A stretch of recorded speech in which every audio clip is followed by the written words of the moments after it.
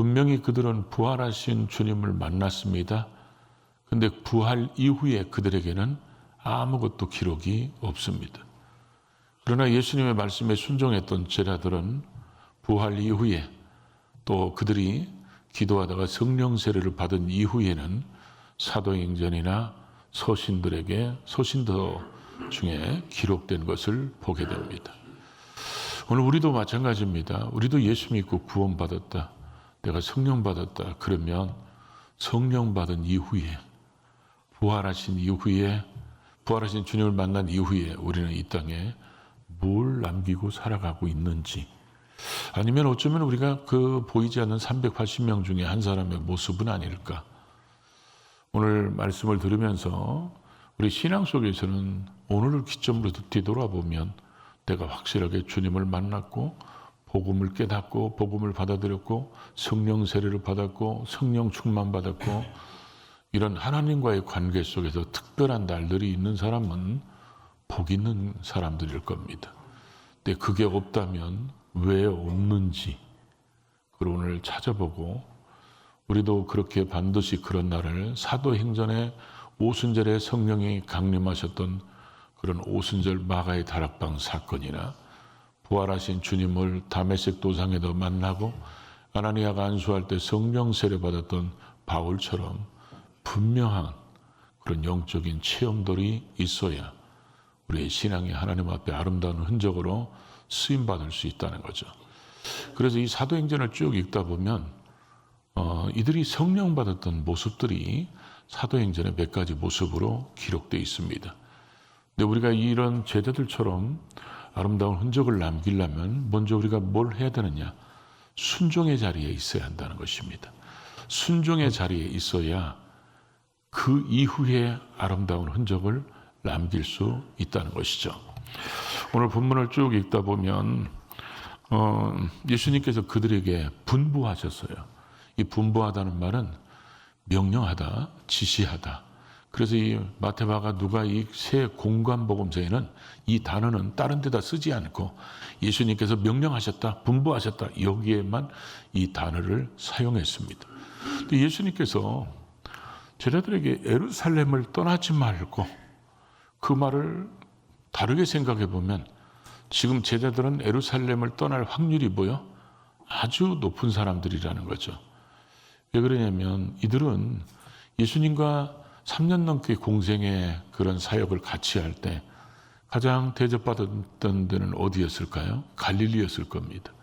수많은 사람들이 병자 고침받고 눈을 뜨고 귀신이 쫓겨나가고 그러다 보니까 어디 가든지 환영받고 막 수많은 사람들이 구름 때처럼 쫓아왔었는데, 그리고 자기들이 거기 출신지니까 그쪽만 생각하면 마음이 든든하고 평안하고, 그리고 그런 영적인 추억들이 솔솔 떠올랐을 텐데 예루살렘에 있으면, 그래도 그런 말을 하는 분은 있잖아요. 나는 그쪽에다가 오줌도 안 싼다고, 그쪽 방향으로. 왜냐하면 자기들이 그렇게 사랑했던 예수님을 모함하고 핍박하고 그래서 십자가에 못 박아 죽인 장소가 예루살렘이고, 그렇게 핍박했던 사람들이 지금 예루살렘에 건재하고 있고, 예수님을 죽였던 저들이 언제 우리를 죽일지 모르기 때문에 결국 그 사람들에게, 제자들에게 예루살렘이 정감 가는 그런 지역은 아니었을 겁니다. 그런데 예수님께서는 그 제자들에게 예루살렘을 떠나지 말라는 거예요. 아버지의 약속하신 것이 올 때까지는 예루살렘을 떠나지 말라. 그래서 우리가 이 성경을 읽다 보면, 이 누가복음을 보면, 누가는 이 사도행전의 상권이라고 얘기할 수 있잖아요. 지금 1장 1절부터 그렇게 풀어가는데, 예수의 복음은 어디서 시작했냐? 나사렛, 갈릴리, 온 유대, 예루살렘. 여기 와서 예수 그리스도가 우리를 위해서 죽으시고 부활하심으로 구원의 완성이 이루어졌다. 구원이 완성이 이루어진 예루살렘 교회가 기도하다가 성령 받아서 이제 거꾸로 가는 거죠. 예루살렘과 온 유대와 사마리아와 땅끝까지 성령의 감동으로 기록된 이 사도행전과 누가복음을 통해서 예수의 복음이 나사렛에서 출발해서 또 성령의 복음이 예루살렘에서부터 땅끝까지 가는 모습을 표현하고 싶으셔서 하나님께서 그렇게 감동하셨던 것 같아요. 또 하나는 이들에게 예루살렘을 떠나지 말아야 되는 이유는 여러 가지가 있지만 그 중에 하나는 지금 제자들 입장에서도 예루살렘은 패배의 장소입니다. 예수님이 힘없이 무너진 것 같고 힘없이 끌려서 십자가에 죽은 것 같고, 그런데 사실 이 예루살렘은 예수님이 패배한 곳이 아니라 사망 권세를 철폐하고 승리하신 곳이고, 이 승리하신 이곳에다가 성령께서 교회를 세우심으로 인하여 복음의 출발지, 예수 그리스도가 이 땅에 육신을 입고 오셔서 완성하신 그 복음의 사역의 출발지로 사용하고 싶으셔서, 그래야 그게 승리의 상징이고 사망 권세를 철폐한 상징이 있는 것이기 때문에 그래서 예루살렘을 떠나지 말라고 그랬었을 겁니다. 또 하나 우리가 성경을 읽다 보면 이사야서 2장 3절이나 미가서 4장 2절에 보면 같은 예언을 반복해서 하고 있어요. 그 예언이 뭐냐면 시온에서, 율법이 시온에서 나오며 예루살렘에서 여호와의 말씀이 나온다. 여호와의 말씀이 나오는 것은 복음을 얘기하겠죠.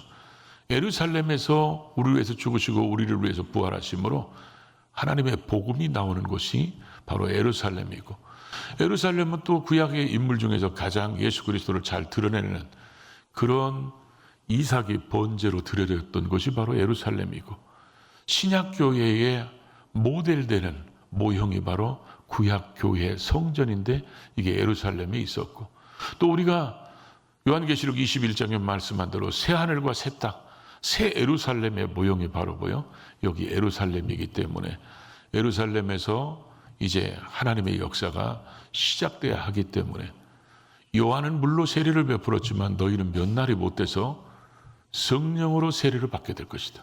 그리고 너희가 성령을 받으면 권세를 가진 능력자가 돼서 땅끝까지 복음의 증인되라고 하신 그곳에, 그 말씀을 듣고 이 예수님의 제자들이 순종해서 바가다락방에 올라가서 기도하고 있다는 것이죠. 이미 예수님께서는 요한복음 14장을 통해서 내가 아버지 집에 가면 너희에게 보혜사를 보내줄 것이다. 그래서 보혜사 성령님이 오실 거라고 말씀했는데, 이 약속의 말씀을 믿고 순종하면서 이들이 기도하다가 위대한 하나님의 능력을 체험하게 됩니다. 근데 만약에 여기서 이들이 불순종했다면 어떤 일이 벌어졌을까요? 이들이 핑계를 대는 거예요. 뭐라고 핑계대느냐? 그대로 그게 이루어질라나? 전에는 예수님이 있어서 이루어지는 걸 우리가 봤는데 예수님은 지금 올라가신 걸 내가 봤어, 우리가. 그런데도 예수님의 약속이 지금 여기에서 이루어질 수 있을라나? 이런 의심도 가질 수도 있고, 아니 그렇게 하나님이 일하신다면 꼭 예루살렘에서만 일해야 되나? 예수님이 살아계실 때 더 큰 역사는 갈릴리 쪽에서 더 많이 일어났는데, 그러면서 그 예수님의 약속에 대해서 불신하거나 예루살렘을 떠나지 말라고 딱 지목했음에도 불구하고 다른 데 가서 기다리지 여기는 우리한테 우애가 올지 모르니까 이렇게 불순종했다면 어쩌면 이들이 부활하신 주님 이후로의 삶은 380명의 모습처럼 사라졌을지도 모를 겁니다. 나중에 이제 베드로가 사도행전 5장에 가보면 그런 고백을 하죠. 하나님께서는 누구에게 성령을 부어주시느냐? 자기에게 순종하는 자들에게 주신 성령도 그러하다. 성령은 순종하는 자에게 주신다는 겁니다. 이걸 앞의 말씀과 이어서 생각해 보면 예루살렘을 떠나지 말고 아버지의 약속하신 것을 기다려라. 그 말씀에 순종했던 사람들, 요엘을 통해서 예언했던 그 말씀이 성취돼서 말세의 모든 남정과 여정에게 성령으로 부어주실 것이다. 그 말씀이 성취되는 그 말씀을 믿은 자들이 마가다락방에 있었고, 그 믿은 자들 속에서 순종하니까 하나님의 역사가 일어났다는 거죠. 그래서 우리도 언제나 이런 하나님의 역사, 이런 하나님의 능력, 이런 하나님의 그런 응답, 이런 걸 경험하려면 말씀에 늘 순종하는 사람이 돼야지, 불순종하면서 성령의 역사가 일어날 수 있겠습니까? 불순종하는데 여러분들이 만약에 제자들이 여기서 막 순종해서 모여서 기도해야 되는데 제자들이 모여가지고 놀러 다니면 그곳에 성령이 역사하겠습니까? 언제나 성령님은 순종하는 자에게 역사하십니다. 우리는 말씀을 들으면 반드시 순종하고 그렇게 말씀대로 살아가므로 이 성경에 나온 역사가 우리의 신앙 속에 일어날 수 있기를 주의 이름으로 축복합니다. 두 번째로 보면 이들은 그렇게 순종했을 뿐만 아니라 이제 기도의 자리를 만듭니다. 그래서 오늘 14절에 보면 그들이 여자들과 예수의 어머니 마리아와 예수의 아우들과 더불어 마음을 같이하여 오로지 기도에 힘쓰더라. 여기에 예수의 아우들이 나옵니다. 사복음서에는 예수님의 동생들은 예수를 안 믿었어요. 근데 사도행전에 보면 부활하신 예수님을 만나고 나서 그랬던 것 같아요. 그 저기에 마가다락방에 120명 속에 예수님의 동생들 마리아가 포함되어 있었다고 이렇게 성경은 기록을 남긴 것을 보게 됩니다. 그런데 이들이 마음을 같이하여 오로지 기도에 힘썼다고 그러는데 기도에 힘썼다 했을 때 이 힘썼다는 말이 원어로 보니까 이렇게 써 있어요. 어떤 일을 굳세게 계속하다 그런 얘기예요. 그러니까 이 말의 의미는 주님이 너희는 몇 날에 못돼서 성령으로 세례를 받게 될 것이다. 그 말씀이 이루어질 때까지 계속 기도했다는 거예요. 그 약속이 성취될 때까지 계속 기도했다는 거예요. 여러분 우리가 이들이 10일 동안 기도하다가 오순절에 성령 세례를 받았는데 한 이틀 하다가 안 주실라나 보다. 그래가지고 갔으면 이들은 이런 위대한 주인공이 되지 못했을 겁니다. 그래서 기도는요. 기도에서 끝나면 안 됩니다. 기도는 언제나 응답에서 끝나야 되고 하나님의 약속의 성취에서 끝나야 됩니다. 이들이 9일간 했다가 갔어도 어떤 역사를 경험하지 못했을 거예요. 이들은 10일 동안 전혀 기도에 힘쓰다가 그 계속해서 응답이 올 때까지 계속해서 성령 세례가 임할 때까지 그 말씀이 성취될 때까지 끊임없이 기도하니까 그 말씀대로 이루어지게 됐다는 거죠. 오늘 우리는 이런 기도가 있는지 한번 우리를 돌아봐야 됩니다. 여러분들은 나는 무슨 일이 있어도 성령 세례 받아야 돼. 이것 때문에 금식하며 철회해 보신 적이 있습니까? 왜 갑자기 아문이 다 소풍 같죠? 내게 하나님께서 나를 이 땅에 존재케 하신 이유가 뭘까? 내게 주어진 사명은 무엇일까? 이것 때문에 정말 금식하고 철회하고 그 사명 감당하기 위해서 금식하고 철회하면서 뭐 기도원까지 올라가서 막 성령 받기 위해서 기도하고 그런 적이 요즘에는 다 사라져버린 것 같아요. 그러다 보니까 교회 안에는 380명이 굉장히 많아요.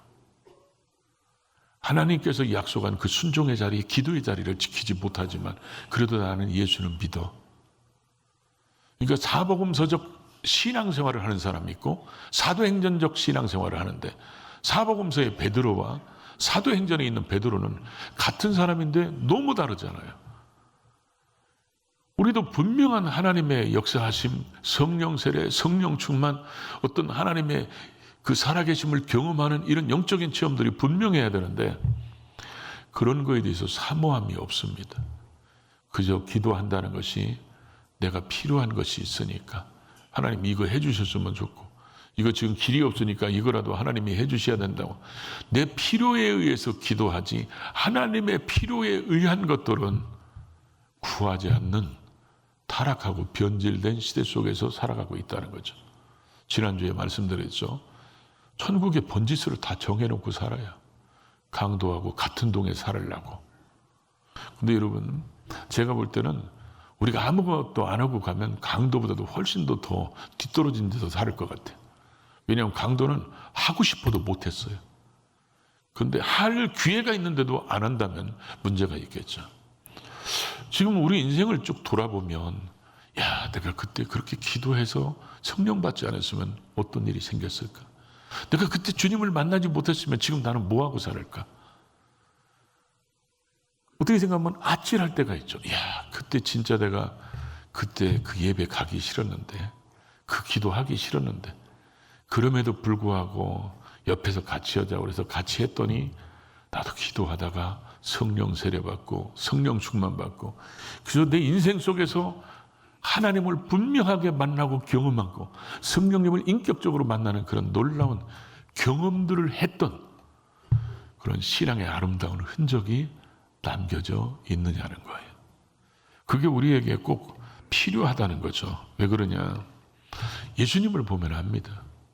예수님은 태어날 때도 성령으로 잉태되는, 성령으로 잉태하고, 예수님 세례받고 올라올 때 성령이 비둘기같이 임하셨고, 성령에 이끌려서 광야에서 마귀의 시험을 이기시고, 예수님께서 수없이 많은 기적을 행할 때 성령을 기름 붓듯이 물 붓듯이 부어주시니까 성령의 능력으로 행하고, 심지어 예수님의 부활까지도 성령의 능력으로 부활하셨다고 말씀하시므로 예수님은 성령으로 시작해서 성령으로 진행하시고 성령으로 마치셨다는 거예요. 그런 제자들에게 예수님이 절대 니들 예루살렘 떠나면 안 돼. 언제까지? 성령이 임할 때까지. 그 얘기를 왜 그랬어요? 니들 나를 따라다니면서 그 정도 배웠으면 충분히 니들 다 할 수 있어. 올라감과 동시에 니들은 다 온 예루살렘과 유다와 사마리아 땅끝까지 다 잽싸게 퍼져라. 이렇게 했어야 되는데 주님이 승천하시면서 떠나지 말라는 거예요. 성령이 오실 때까지. 그만큼 우리 그리스도인들에게 성령 세례 받는 것은 그 어떤 것보다도 중요하다는 것을 지금 강조하고 있고, 그런 성령의 능력을 힘입지 않고는 주님이 없는 세상 속에서 그들이 주님을 위해서 일하는 게 쉽지 않기 때문에 그렇다는 거죠. 요한은 그래서 이 예수님께서 보혜사 성령님을 보내신다고 그랬어요. 그래서 보혜사라고 번역했어요. 또 다른 보혜사. 우리 곁에 계신, 우리의 옆에서 우리를 도우시는 분. 그런데 이 파라클레토스라는 보혜사라는 그 말이 라틴어에서는, 그 라틴어 원형에는 포르티스라고 써 있어요. 이 포르티스라는 뜻이 뭐냐면 용감하다, 그런 얘기예요. 그러니까 성령이 우리에게 임하시면 사람이 용감해집니다. 담대해집니다. 왜냐? 주님이 주의 영으로 내 속에 지금 와 계시기 때문에. 전에는 육신적으로 주님이 같이 사셨지만 이제는 성령님이 내게 오셨기 때문에, 주의 영이신 성령님과 함께 있기 때문에 하나님이 함께 하시는데 뭐가 두려울 게 있겠어요? 그러니까 그렇게 여자 앞에서 3번씩이나 부인하고 저주하고 맹세까지 했던 베드로가 성령 받은 사건 이후로는 그가 죽음을 두려워합니까? 내일 죽인다고 해도 천사가 옆구리를 쳐서 깰 정도로 그런 깊은 잠이 드는 사람이에요. 왜냐하면 그때는 베드로의 생각이 그러겠죠. 죽는 것도 주의 뜻이고 사는 것도 주의 뜻이고, 성령 세례 받으면요, 내가 뭘 노력해서 바뀌어지는 게 아니라 성령께서 우리의 인생의 판을 엎어버리세요. 하나님의 계획적으로. 그래서 가치관을 내가 바꿔야지 이게 아니라 성령이 바꿔버리시는 거예요. 가치관도 바뀌지, 인생의 방향도 바뀌지, 인생의 사는 목적도 바뀌지. 그러니까 제일 놀라는 사람이 누구냐? 자기 자신이 놀라는 거예요. 여러분은 별로 안 놀래가지고 지금 아멘을 안 하는 거죠. 자기 자신이 놀라는 거예요. 왜 그러냐면 내가 본래 이런 사람이 아니었는데, 내가 본래 이런 사람이 아니었는데 하나님께서 나를 이렇게 변화시키는 그 위대한 하나님의 그 손길이 나를 새로운 피조물로 만들고 새 사람을 만들고 하나님의 능력의 도구로 하나님이 만들어 놓으셨기 때문에 우리의 삶 속에도 반드시 오순절의 영적인 체험이 마가다락방에서 있었던 것처럼 마가다락방에 체험이 있어야 되고, 다메섹 도상에서 주님 만난 것처럼 아나니아 안수로 성령 세례 받은 것처럼 분명한 영적인 체험들이 있어야 합니다. 그러려면 우리는 반드시 순종의 자리가 있어야 되고 기도의 자리가 있어야 이런 걸 만들어질 수 있다는 거죠. 또 하나는 사도행전을 쭉 읽다 보면 이들에게 성령이 임했을 때가 언제냐면 말씀 듣다가 성령이 임합니다. 베드로가 설교했을 때 사람들이 마음에 찔렸다고 그랬어요. 말씀 들으면 찔려야 되거든요. 왜 그러냐? 내 부족함이 드러나야 되고 허물이 드러나야 되고 죄진 게 드러나야 되고 내가 방향이 잘못된 거나 내가 하나님 앞에 정말 사모해야 될 것을 사모하지 못한 이런 것들이 자꾸 드러나야 회개하게 돼요. 베드로의 설교를 듣고 사람들이 마음에 찔려가지고 우리가 어찌할꼬 그랬더니, 너희가 예수 그리스도의 이름으로 뭐라고 했어요? 너희가 회개하여 각각 예수 그리스도의 이름으로 세례를 받고 제사함을 받으라. 그러면 성령을 선물로 받으리니. 그러니까 성령을 선물로 받았다는 거예요. 베드로의 말씀을 듣고. 그러니까 믿음은 어디서 난다고 그랬죠? 들음에서 난다고 그래요. 하나님 말씀을 들어야 회개하죠. 그리고 들어야 우리가 하나님 앞에 회개할 때 성령의 역사가 일어나고.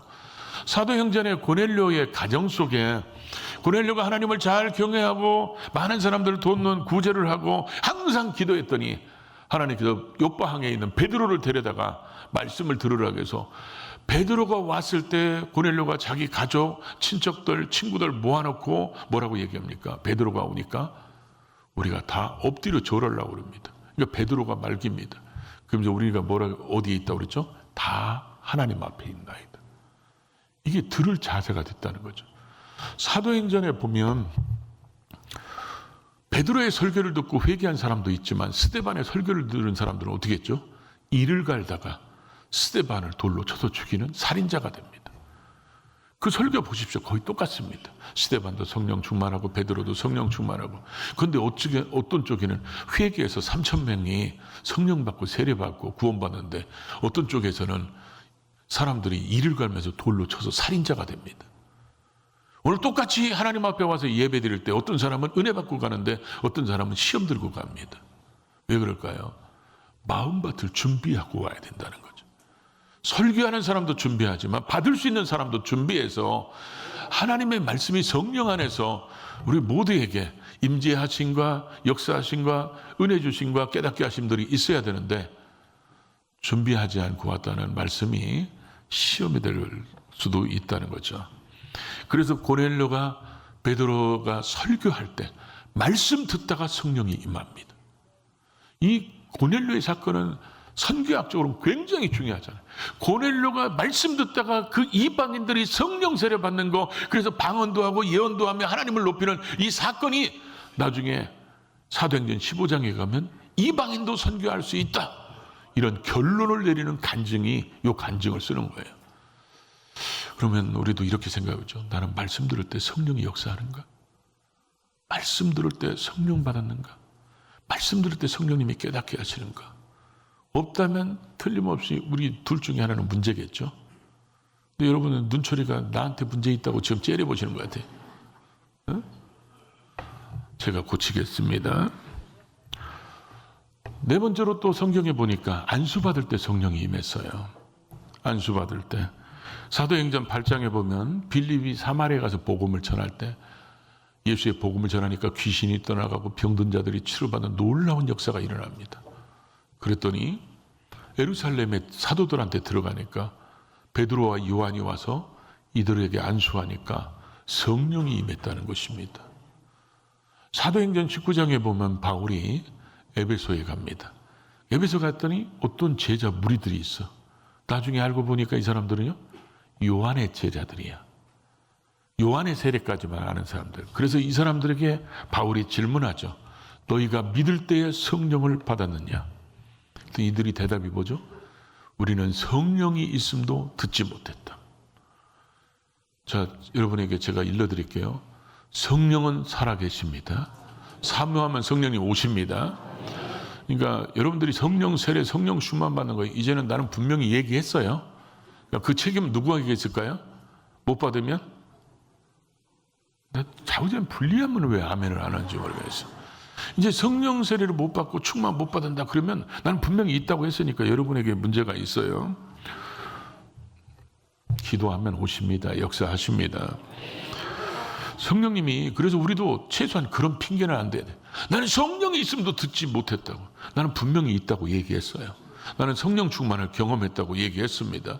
그리고 우리도 반드시 성령 충만을 경험해서 우리의 삶의 역사가 하나님의 영광을 위한 아름다운 흔적을 남기는 삶이 돼야 된다는 거죠.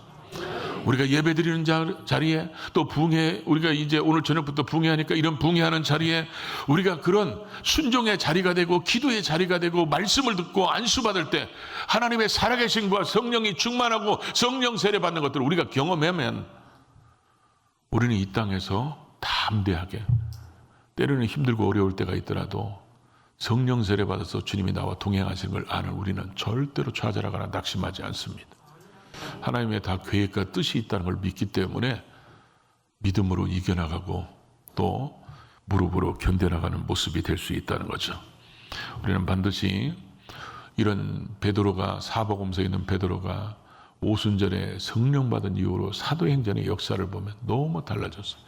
성령 받은 이후에는 부활하신 주님이 승천하는 것을 목격한 그들, 이제 부활한 이후에, 성령 받은 이후에는 너무 다른 삶을 살았는데 이제 그런 삶을 살아야 될 사람들이 이제 저와 여러분입니다.